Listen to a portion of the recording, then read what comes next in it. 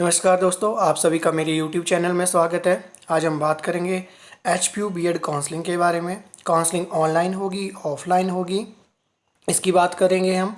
कितनी फ़ीस रहती है गवर्नमेंट में, प्राइवेट सेक्टर में, आपके जो प्राइवेट कॉलेज है वहाँ पे कितनी फ़ीस है, कितने कॉलेज हैं, कितनी सीट्स होती हैं टोटल प्राइवेट और गवर्नमेंट को मिला के, इनकी बात करेंगे आज हम।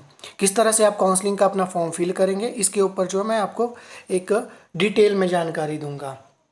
ठीक है, तो स्टार्ट करते हैं आज की वीडियो को। तो आपकी काउंसलिंग जो होगी वो ऑनलाइन होगी। पहली बात, आपकी काउंसलिंग ऑनलाइन होगी। आपकी काउंसलिंग इस बार भी ऑनलाइन रहेगी। अब ऑनलाइन किस तरह से आप फिल करोगे अपना फॉर्म? आपके पास आईडी, आपके पास एक आईडी, आपने जब ऑनलाइन अप्लाई किया था, पासवर्ड है, आपने आईडी पासवर्ड ओपन करना है अपनी आईडी को पासवर्ड से। फिर आपने ऑनलाइन जिस तरह से आपने फॉर्म भरा था वैसे आईडी पासवर्ड ओपन होकर आपकी आईडी ओपन होगी। आपने वहाँ पे काउंसलिंग फॉर्म भरना है, काउंसलिंग फॉर्म आएगा, उसको आपने क्लिक करना है। इसमें आपके पास 3 ऑप्शन रहते हैं।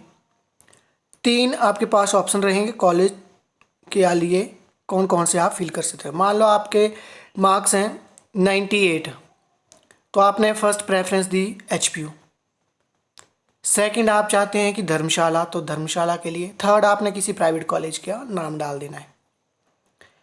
अब मान लो आपका फर्स्ट काउंसलिंग में, फर्स्ट जो आपने काउंसलिंग थी उसमें आपका नंबर नहीं आता है एचपीयू के लिए, तब आपको सेकंड टाइम जब काउंसलिंग आएगी तब आपको सेकंड टाइम में भी आप उसमें अप्लाई कर सकते हैं कि अब सेकंड में आप किसको प्रेफरेंस देंगे। फर्स्ट टाइम में आपका मान लो एचपीयू नहीं आया, धर्मशाला में आता है, या कहीं भी आपकी फर्स्ट टाइम में काउंसलिंग में कहीं भी नंबर नहीं आता है, ना आपका एचपीयू में आया ना तो धर्मशाला में, और जो आपने प्राइवेट कॉलेज आपने दिया था वहाँ भी आपका नाम नहीं आया। अब बच्चों के मार्क्स होते हैं बहुत कम, मान लो 50 मार्क्स हैं या 52। तो ऐसे बच्चों के साथ क्या होता है कि जो इनके नियर जो कॉलेज होते हैं वहाँ पे जो फेमस कॉलेज होगा वो एकदम से वहाँ की सीटें कम होती हैं और वो एकदम से क्या होता है, सारी की सारी फिल हो जाती हैं। तो ना तो उसका एचपीयू में आया, ना धर्मशाला में, ना उसका जो वहाँ पे उसने कॉलेज था भरा हो, 3 ऑप्शनों में नहीं आया। तो ये ऐसे बच्चों को अब कैसे कॉलेज मिलेगा? इनके लिए क्या होता है, वेटिंग लिस्ट जारी होती है एक। फिर एचपीयू क्या करता है कि ऐसे बच्चों को यहाँ पे बुलाता है। ऐसे बच्चे जहाँ जिनका कहीं भी नहीं कॉलेज में मिल रहा है तो उनको यहाँ पे भी बुलाया जाता है। अब मान लो कि अगर फर्स्ट काउंसलिंग में आपका नंबर आ जाता है एचपीयू में, तब आप क्या करोगे? तब आपको कॉल की जाएगी, आपको कहा जाएगा कि अपने डॉक्यूमेंट लेके 10th +2 ऑनवर्ड्स जो भी आपके डॉक्यूमेंट होंगे उनको आपने लेके आना है। कैरेक्टर सर्टिफिकेट, ठीक है, बोनाफाइड है, आपका कैटेगरी का सर्टिफिकेट है, और एक बात जो बहुत इंपॉर्टेंट है, आईआरडीपी। इसकी बड़ी बात करते हैं कि आईआरडीपी की सीट है या नहीं है, कि ईडब्ल्यूएस है। तो आईआरडीपी में आप हैं, लेकिन अगर आपके पास ईडब्ल्यूएस का सर्टिफिकेट नहीं है तो इसमें थोड़ी प्रॉब्लम रहती है। लास्ट टाइम इसमें बहुत सारे ये बच्चे थे जो ईडब्ल्यूएस और आईआरडीपी के लिए यहाँ पे फ़ोन करते हैं, डिपार्टमेंट में फ़ोन किया, हमारे ईडब्ल्यूएस में नहीं है, हम आईआरडीपी में, हमें अब सीट क्यों नहीं मिल रही है। तो इसमें आईआरडीपी वाले जो बच्चे हैं वो ईडब्ल्यूएस में आते हैं, लेकिन आपको साथ में क्या होता है, ईडब्ल्यूएस का वो सर्टिफिकेट बना के लाना पड़ता है। अब बात करूं काउंसलिंग फ़ीस कितनी है आपकी, तो काउंसलिंग फ़ीस आपको 300 रुपये पे करनी पड़ती है। आप कितनी भी काउंसलिंग आप अटेंड करें, फर्स्ट सेकंड थर्ड, आपकी जो काउंसलिंग फ़ीस रहेगी वो 300 रुपये रहेगी। ये तो बात हुई काउंसलिंग के रिलेटेड। और एक बात, बहुत सारे बच्चे ये भी पूछ रहे थे लास्ट मेरी वीडियो में कि हमारे सर 89 मार्क्स हैं, एचपीयू में नंबर पड़ेगा या नहीं, सर मेरे इतने मार्क्स हैं। तो जो टॉपर बच्चे हैं, जैसे नॉन मेडिकल का 106 जो था टॉपर था, जिन्होंने मेरी लास्ट वीडियो नहीं देखी वो देख सकते हैं, मैं आई बटन में है उसमें आप वहाँ पर क्लिक करके मेरी लास्ट वीडियो देख सकते हैं, या प्ले लिस्ट में जाके एचपीयू बीएड काउंसलिंग के रिलेटेड। तो ये 106 वाला बच्चा तो एचपीयू के लिए डन है, लेकिन क्या पता ये 106 वाला बच्चा धर्मशाला चला जाए और जो नीचे वाला बच्चा उसको धर्मशाला मिल जाए, या फिर 106 वाला बच्चा क्या पता एमएससी में एडमिशन ले ले या एमए में एडमिशन ले ले। ये डिपेंड करता है उसके ऊपर। तो ऐसे भी काफ़ी सीटें खाली होती चलती हैं। एक और बात, यहाँ पे बच्चे पूछ रहे सर प्राइवेट में कितनी फ़ीस रहेगी, कैसे क्या रहेगा, उसके बारे उसकी जानकारी भी मैं आपको यहाँ पे इस वीडियो में दूंगा। अगर आपको मेरी वीडियो अच्छी लगे तो लाइक शेयर सब्सक्राइब करना ना भूलें और बेल आइकन ज़रूर दबाएं ताकि नई नोटिफिकेशन आपको सबसे पहले मेरे यूट्यूब चैनल पे मिले। नेक्स्ट मैं यहाँ पे बात करूँ तो आपका फ़ीस स्ट्रक्चर क्या रहता है, इसके बारे में अब मैं आपको बता देता हूँ। गवर्नमेंट का क्या रहेगा, प्राइवेट का क्या रहेगा, साथ में मैं हॉस्टल का भी आपको बताऊँगा कि हॉस्टल आप कैसे अप्लाई करते हो, हॉस्टल कैसे मिलता है यहाँ पे एचपीयू में। अगर आपका गवर्नमेंट नंबर पड़ता है एचपीयू या धर्मशाला में, तो जब आपकी काउंसलिंग होती है ऑन टाइम काउंसलिंग के ही आपको 5,000 रुपये जो है वो फ़ी पे करनी पड़ती है। अगर आपका प्राइवेट में पड़ता है नंबर तो आपको 30,880 रुपये जो है वो पे करने पड़ते हैं। तो प्राइवेट में अगर आपका नंबर पड़ता है तो आपको एचपीयू के लिए एक फ़ीस होती है, वो होती है 30,880। और अगर गवर्नमेंट सीट है आपकी तो एचपीयू और धर्मशाला के लिए तो आपको 5,000 रुपये पे करने पड़ते हैं। इसके बाद जो आपका जो फ़ीस स्ट्रक्चर रहता है गवर्नमेंट के लिए वो रहता है 11,350 रुपये। इसमें आपकी सारे tuition fees, library, medical, sports सारे आपके मिला के 11,350 रहती है आपके पास। एक और बात, SC ST या जनरल IRD PSC IRDP के जो बच्चे हैं वहाँ इनको स्कॉलरशिप भी मिलती है, तो आप स्कॉलरशिप ज़रूर भरें एचपीयू के लिए। अब मैं गवर्नमेंट एचपीयू की बात करूँ यहाँ पे तो आपको हॉस्टल के लिए जो टॉप पर बच्चे हो उनकी लिस्ट लगती है। मान लो आपके एक 106 पे है, एक 98 पे है, 99 पे है, 94 पे है। इस तरह से बच्चे जो है, मान लो 106 वाला अप्लाई नहीं करता हॉस्टल के लिए तो 95 तक बच्चे को हॉस्टल मिल सकता है। ये डिपेंड करता है कि कितने सीटें बीएड के लिए दी जा रही हैं, कितनी किस स्ट्रीम में कितनी सीटें होंगी। ये टोटल ओवरऑल करके भी ये सीटें आपके पास हॉस्टल के लिए अलॉट होती हैं। अगर आपको किसी भी बारे में बीएड की काउंसलिंग, एचपीयू बीएड के रिलेटेड या किसी और एंट्रेंस के बारे में कोई भी जानकारी चाहिए काउंसलिंग के बारे में, तो आप मेरे नंबर पे मुझे मैसेज कर सकते हैं व्हाट्सएप। मेरा फ़ोन नंबर है 9417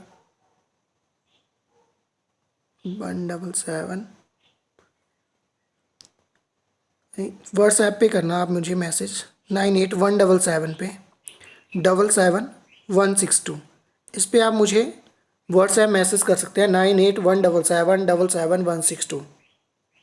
अगर आपको फर्दर कोई आपकी इसके जानकारी चाहिए, क्वेरी है आपकी, तो आप इस नंबर पे मुझे व्हाट्सएप करना।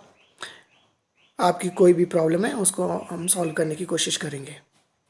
नेक्स्ट मैं बात करूं तो यहाँ पे जो गर्ल्स होती हैं उनकी फ़ीस जो होती है थोड़ी कम होती है, 10,150 होती है।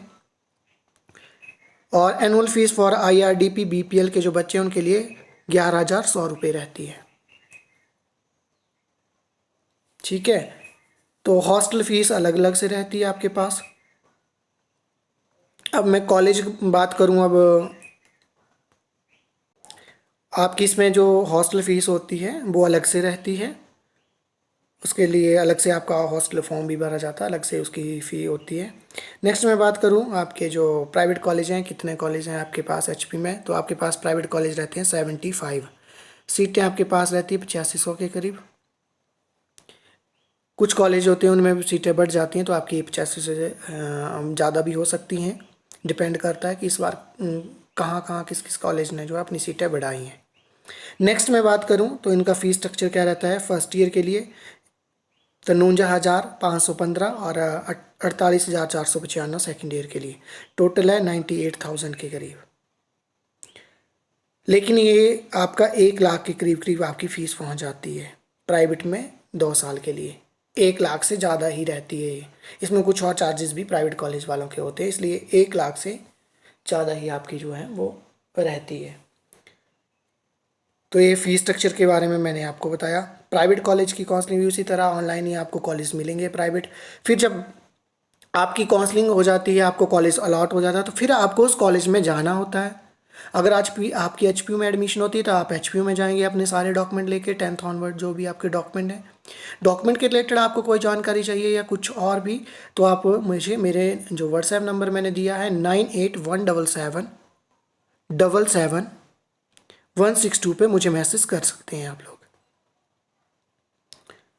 और प्राइवेट कॉलेज अगर आपको मिलता है तो आपको वहाँ पे जितने दिन आपके बताया होगा कि आप इस दिन को जाएं वहाँ पे अपने डॉक्यूमेंट सबमिट कराएं, तो आपको वहाँ पे जाना है।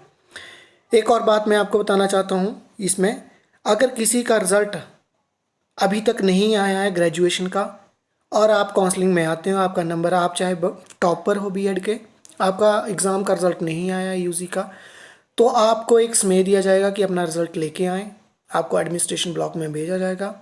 अगर आपका रिज़ल्ट ठीक है तब तो आपको एडमिशन मिल जाएगी, अगर आपका रिज़ल्ट ठीक नहीं है तब आपको एडमिशन नहीं मिलती है और आपकी सीट किसी और को दे दी जाती है।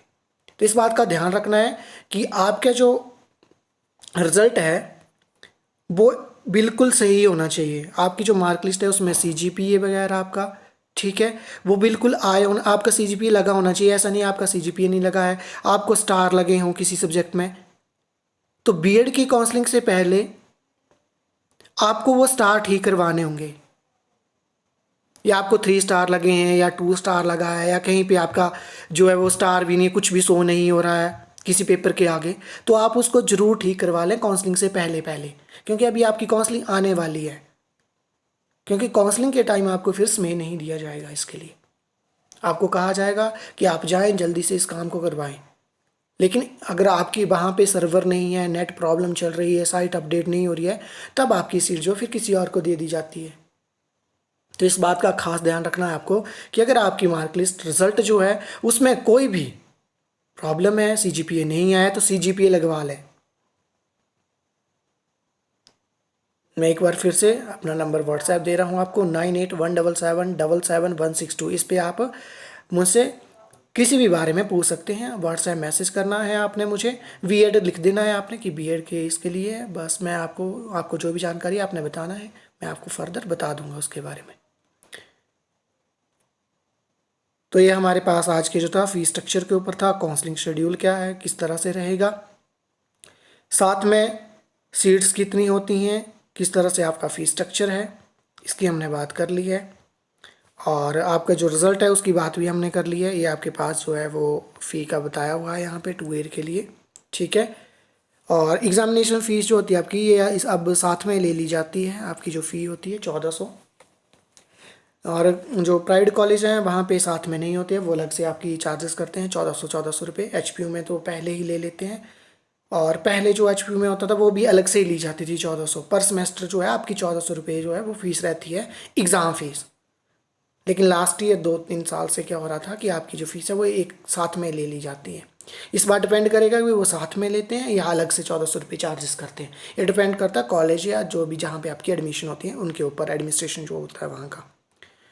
तो फर्दर आपको कोई भी इसके बारे में जानकारी चाहिए तो आप मेरे व्हाट्सएप नंबर पे मुझे मैसेज कर सकते हैं काउंसलिंग के बारे में और आपके यूजी के एग्ज़ाम के बारे में। आपका रिज़ल्ट जो है, अगर आपका रिज़ल्ट नहीं आया है या किसी कारण आपके मार्क्स में आपको सप्ली आ गई है, आपने पेपर दिया हुआ है, कुछ लोग बोल रहे हैं आपका रिज़ल्ट आ जाएगा, आपको काउंसलिंग के दिन आपके सारे के सारे डॉक्यूमेंट क्लियर चाहिए।